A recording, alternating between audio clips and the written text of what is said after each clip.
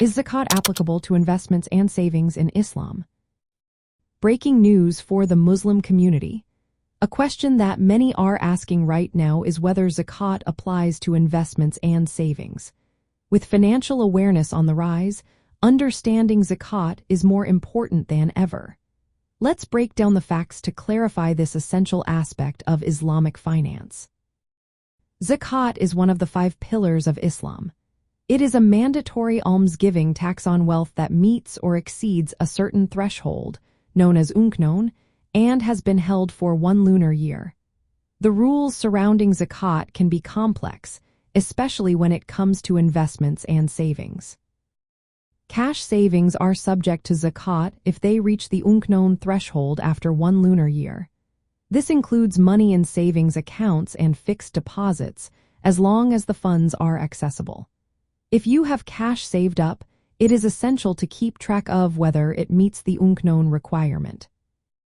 When it comes to investments, they are also zakatable if they yield returns or are held with the intention of profit. This includes shares, sukuk, which are Islamic bonds, and other Sharia-compliant financial instruments.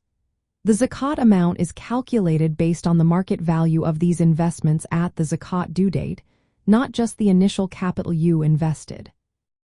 For those with smaller savings or investments, such as low-income individuals, these may also be subject to zakat if they meet the unknown and holding period criteria.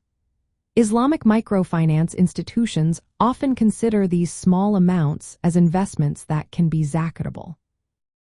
However, not everything is subject to zakat. Non-productive assets like personal use items, property not held for sale or rent, and business tools are generally exempt from zakat.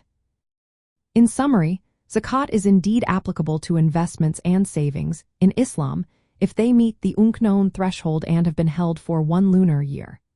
Regularly assessing your wealth, including investments and savings, is encouraged to fulfill zakat obligations according to Islamic finance principles.